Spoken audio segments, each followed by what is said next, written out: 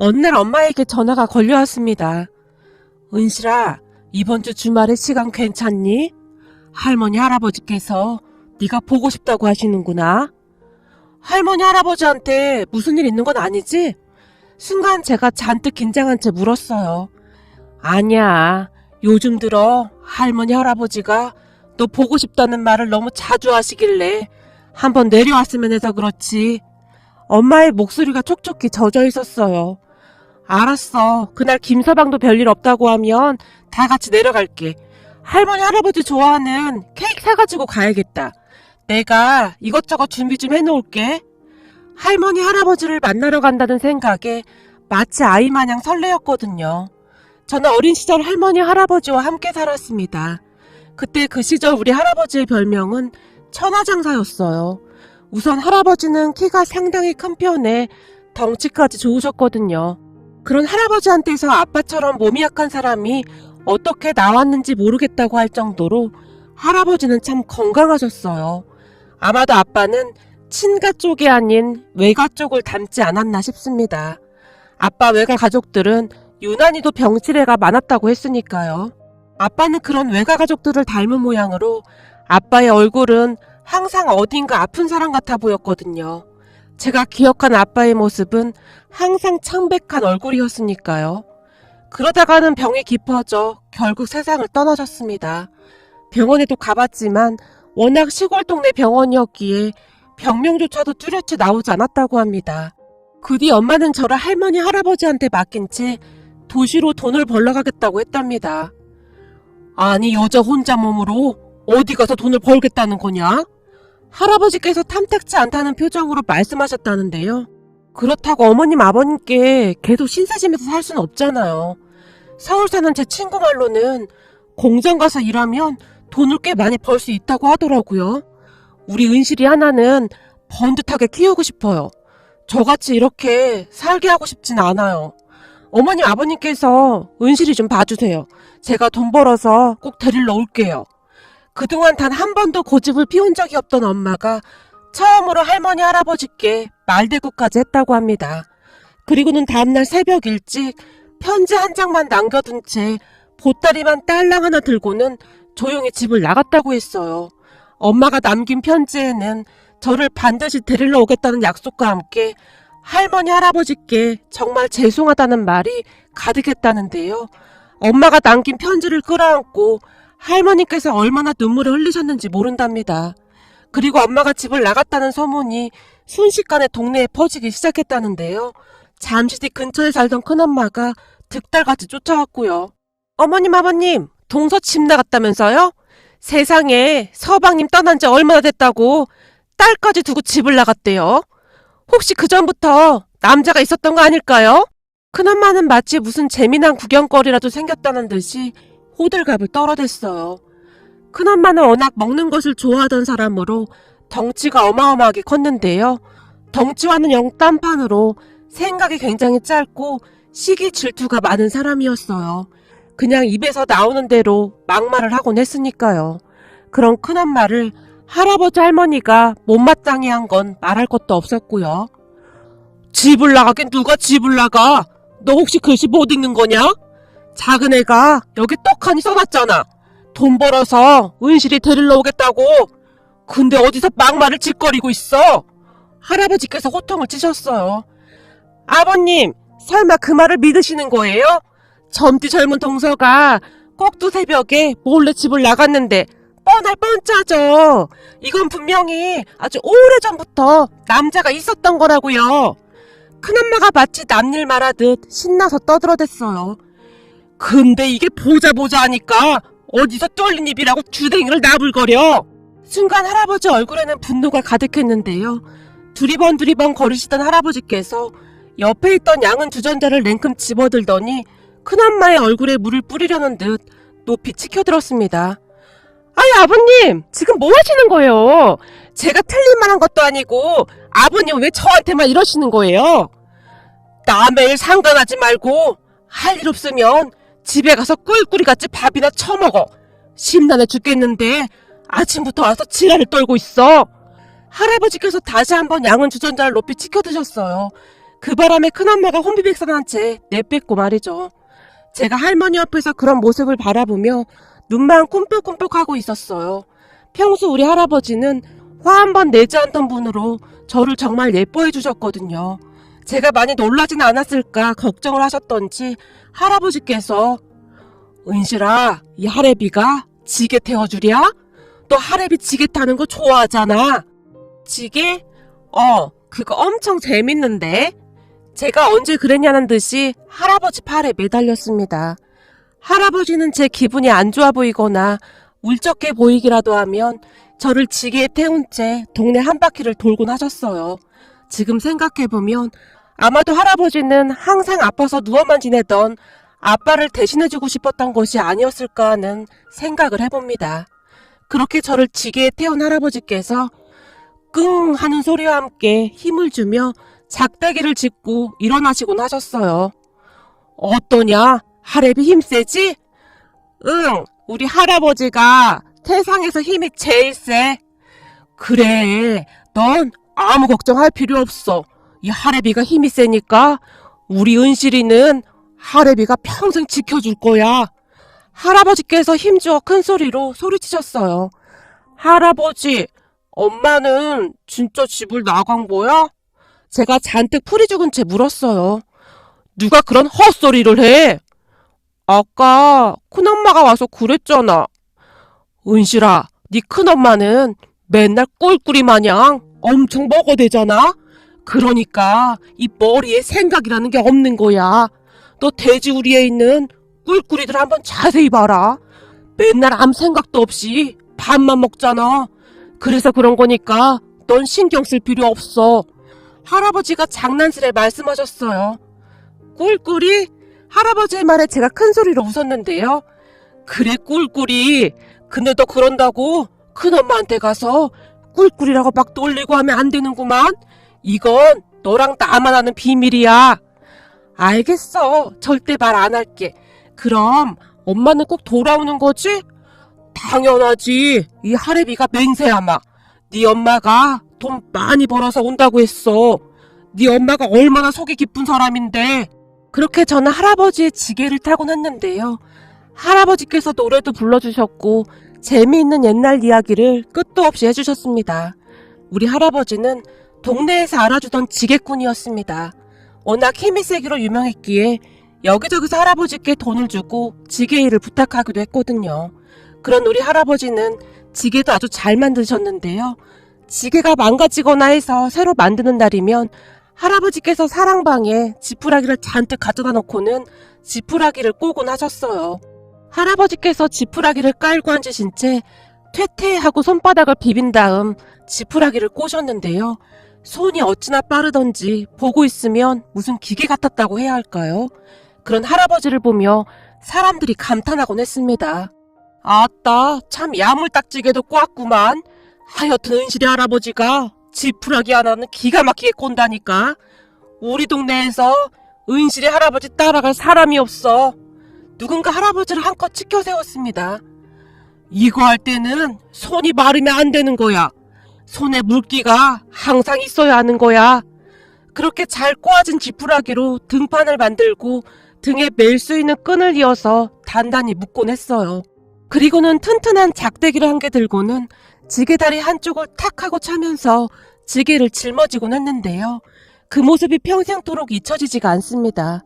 그때 그 시절 할아버지의 지게 위에서 많은 위안을 받곤 했으니까요. 할아버지는 그 지게에다 땔감도 잔뜩 실어 나르시곤 했어요. 그런 할아버지는 시간이 날 때면 저를 데리고 산에 오르곤 하셨는데요. 은실아, 이 버섯 좀 봐라. 와, 엄청 예쁜 버섯이네? 예쁘지? 근데 이런 예쁜 버섯은 조심해야 한다. 독버섯인 경우가 많거든. 할아버지께서는 제게 이것저것 많이 알려주곤 하셨어요. 덕분에 저는 아직도 식용버섯과 독버섯을 골라낼 수가 있답니다. 그렇게 집으로 돌아오면 할아버지께서 산에서 따온 버섯을 할머니께 드리곤 하셨는데요. 아유, 오늘은 버섯이 아주 실하네. 저녁에 맛있는 버섯탕 끓여 먹자꾸나. 버섯을 보며 할머니 얼굴에 미소가 가득했습니다. 우리 가족은 그렇듯 버섯탕 한 그릇에 웃음이 끊이질 않을 정도였어요. 그런 할아버지 할머니 덕분에 저는 버섯을 가장 좋아하게 되었고요. 그리고 할아버지는 시시때때로 저를 지게에 태우고 동네를 한 바퀴씩 돌곤 했습니다. 그 모습을 보며 동네 친구들이 부러운 듯 바라볼 정도였어요. 은실이는 진짜 좋겠다. 은실이네 할아버지가 우리 할아버지였으면 진짜 좋겠다. 라는 말을 입에 닳도록 할 정도였으니까요. 아마도 할아버지는 아빠도 엄마도 없었던 제가 외롭기라도 할까봐 더욱 그러지 않았을까 생각해 봅니다. 하지만 같은 동네에 살던 큰엄마는 그런 저를 눈에 가시처럼 생각하곤 했는데요. 큰아빠 큰엄마는 결혼한 지 한참이 지났음에도 아이가 생기지 않았거든요. 그랬기에 할아버지께서 저를 지게에 태우고 동네를 돌아다니기라도 하면 애가 생기려면 우리같이 멀쩡한 사람들한테 생겨야지. 왜 하필 저런 집에 애가 생겼는지 몰라. 자식 두고 집 나가는 것들은 아주 천벌을 받아야 해. 큰엄마가 아주 큰 소리로 외치곤 했어요. 너 지금 뭐라고 했냐? 은실이 애미 집 나간 거 아니라고 내가 몇 번이나 말했냐? 근데 왜 자꾸 이상한 소리를 짓거려? 내가 말 함부로 하지 말라고 했지. 할아버지가 지게를 짊어진 채 당장이라도 큰엄마에게 쫓아갈 기세였어요. 아니, 내가 틀린 말 했어요? 지금 몇 달이나 지났는데 제 엄마한테 소식 하나 없잖아요. 지금 동네에 소문이 파다해요. 서방님 아파서 누워있는 동안 벌써부터 다른 남자랑 눈 맞았던 거라고요. 그 남자랑 같이 도망간 게 확실하다니까요. 그래서 지금 동네에 소문이 파다하다고? 그 소문을 네가 낸 건 아니고? 이거사, 네가 마음심보로 그렇게 쓰니까 산신령님이 애도 안 보내주는 거다. 설령 동네 사람들이 그런 이상한 소리를 하더라도 네가 나서서 아니라고 말려도 시원찮은 판국에 형님이란 사람이 그러고 있으니 너한테 복이 오겠냐? 아니 아버님은 왜 항상 저한테만 그러세요? 남자랑 눈 맞아서 집 나간 건 제가 아니라 동서잖아요. 큰엄마가 할아버지께 눈까지 부라리며 소리쳤어요. 너 은실애미 돌아오면 그때는 어쩌려고 그렇게 씨부리고 다니는 거냐? 조카 앞에서 창피하지도 않아 이거사? 애 안 생긴다고 백날 절에 가서 불공 들여봐라. 네 뜻대로 되나? 사람이 심보를 곱게 써야 하는 거야. 아버님은 우리한테 애가 안 생기니까 아주 좋으신 모양이네요. 얼굴에 화색까지 도는 것 같네요. 넌 지금까지 내 말을 뭘로 알아듣는 거냐? 심보를 곱게 쓰라고 내가 누누이 말하고 있잖아. 그냥 지나가는 걔한테 말을 해도 너보단 잘 알아듣겠구나. 할아버지께서 한심하다는 듯이 고개를 절레절레 흔들었어요. 큰엄마가 그토록 한바탕 난리를 치는 날이면 할아버지께서 저를 다독여 주셨는데요. 은실아, 다른 사람 말은 들을 필요도 없는 거야. 은실이도 지금껏 이 할애비랑 할미가 거짓말하는 걸 봤냐? 아니, 할아버지는 절대 거짓말 안 해. 그래, 바로 그거야. 다른 사람 말은 들을 필요도 없어. 이 할애비는 네 엄마 믿는다. 네 엄마가 연락을 못하는 데는 다 이유가 있을 거야. 워낙 억척 같아서 한 푼이라도 더 벌어보겠다고 잠도 못 자고 밥도 잘 못 먹으면서 일하고 있을 거다. 네 엄마가 널 얼마나 아끼는데.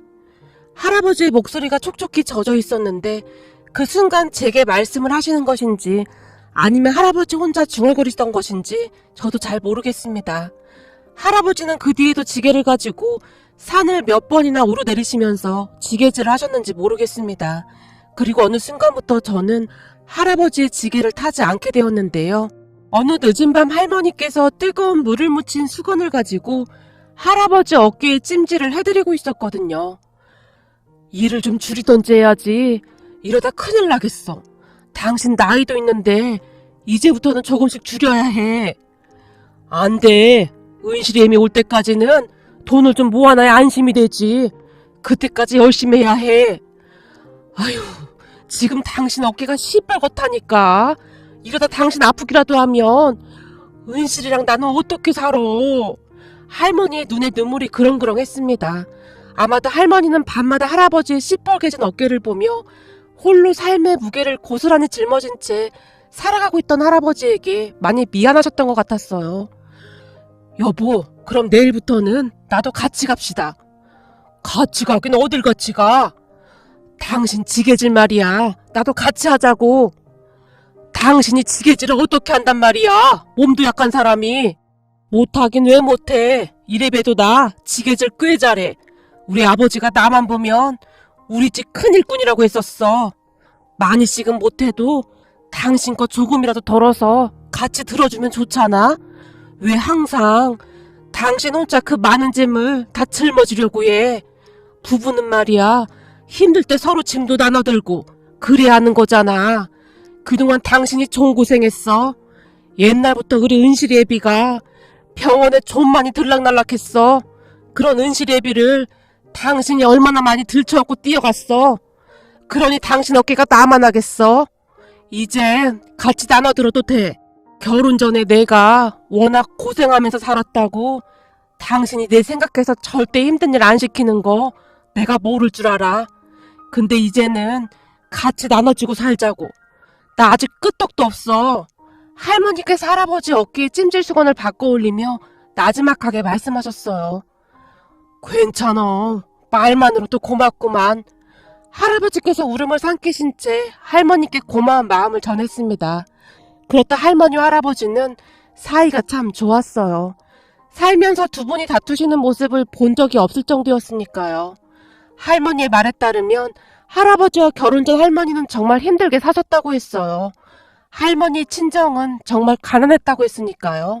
그런 집에 맏딸로 태어나신 할머니는 종일 여기저기로 일을 다니시며 힘든 일을 해야만 했다고 합니다.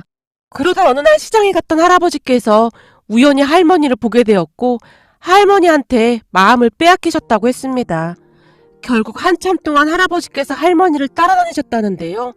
할아버지께서 워낙 착하셨기에 할머니도 조금씩 마음을 열어갔다고 합니다. 그렇게 두 분이 결혼을 하셨는데 할아버지가 항상 할머니에게 내가 당신하고 살면서 절대 고생 안 시킬게.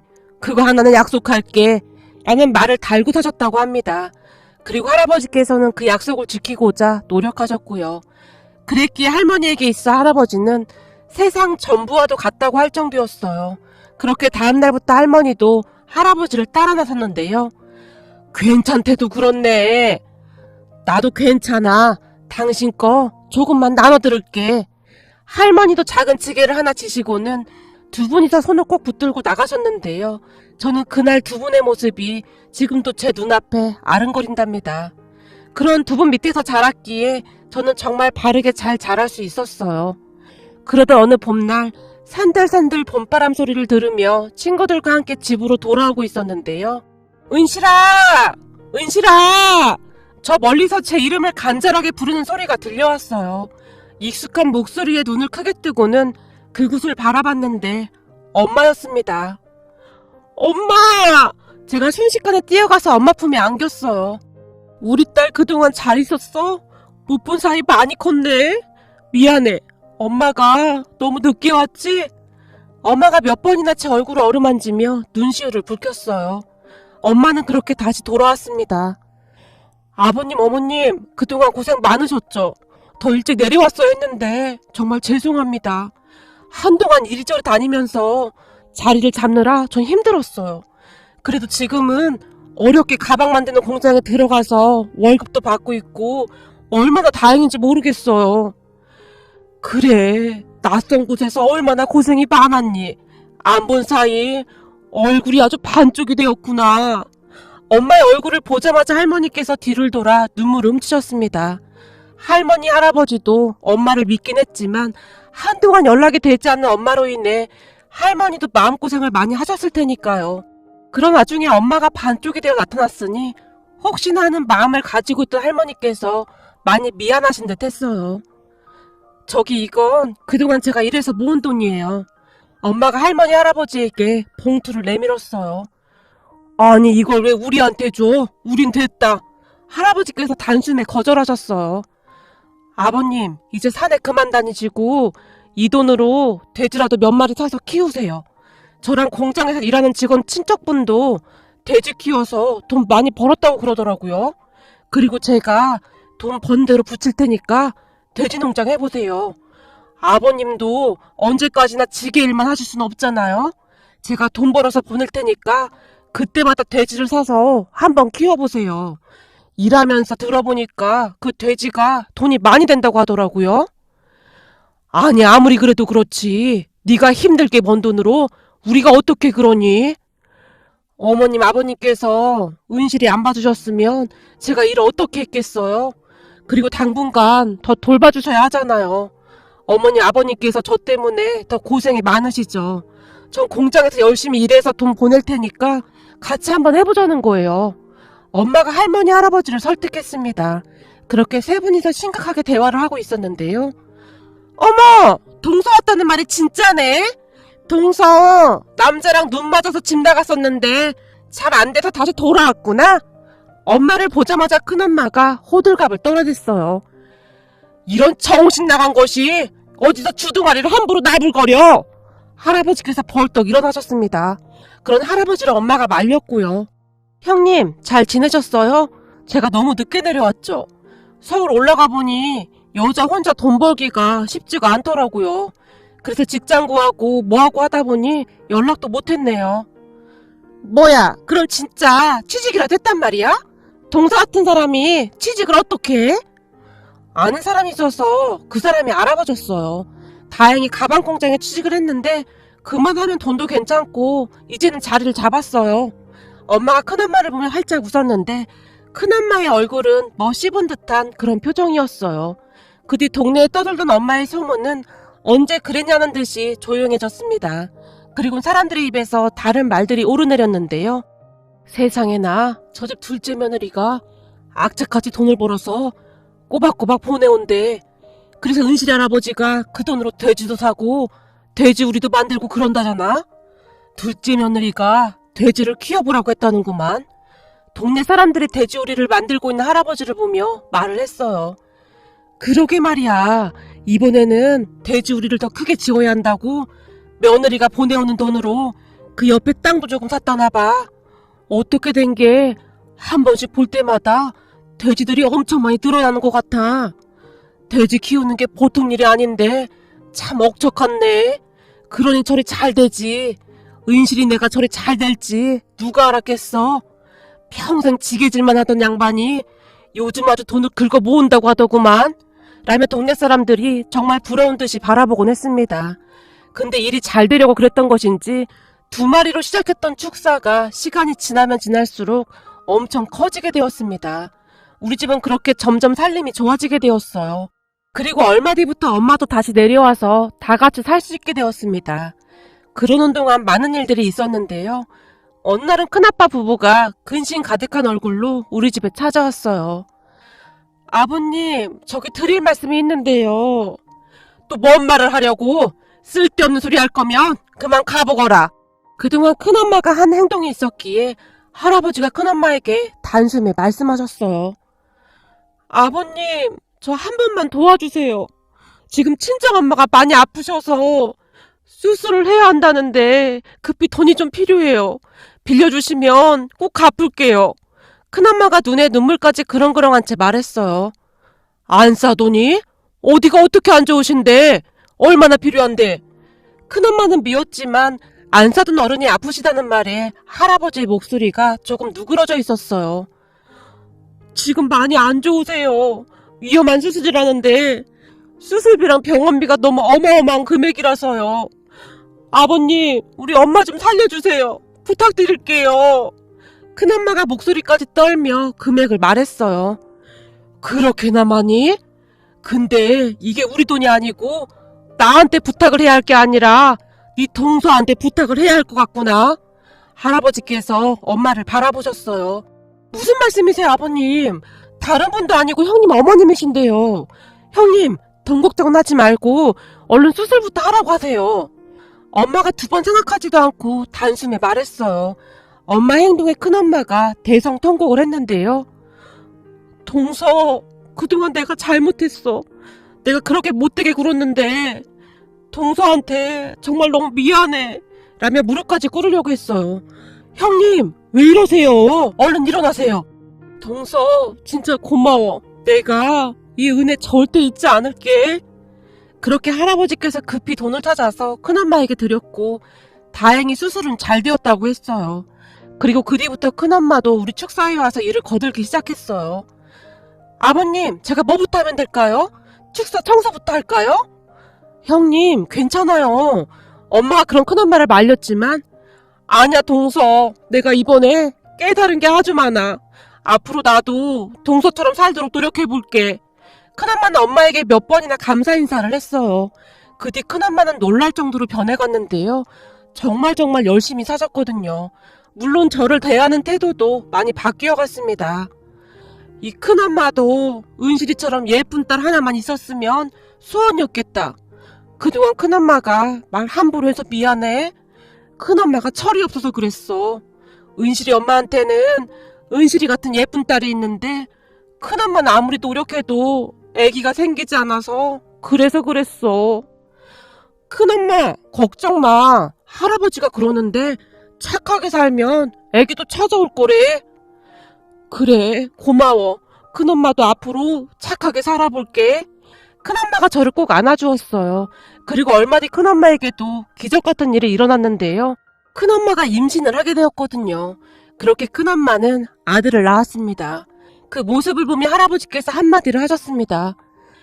거봐라, 내가 뭐라고 하던 절에 가서 아무리 불공을 들여봐야 마음을 곱게 쓰지 않으면 아무 소용도 없는 거야.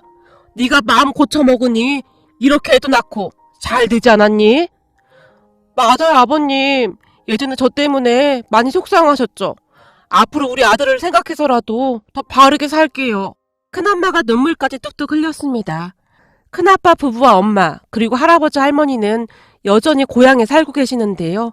우리 할머니 할아버지는 지금까지 건강하게 잘 지내고 계신답니다. 그리고 홀로 계신 엄마가 외롭지 않도록 큰아빠 부부가 잘 챙겨주며 살고 있습니다. 이제는 친형제지간보다 더 가깝게 지내고 있을 정도랍니다. 저는 대학을 졸업한 뒤 결혼해서 서울에서 살고 있는데 우리 할머니 할아버지는 항상 제가 오기만을 손꼽아 기다리고 계십니다. 우리 할머니 할아버지가 건강하셔서 얼마나 다행인지 모르겠습니다. 그리고 할머니 할아버지 집에 가면 창고 한 귀퉁이에 지게 2개가 여전히 자리를 차지하고 있는데요. 그 지게를 볼 때마다 그때 그 시절이 떠오르곤 합니다.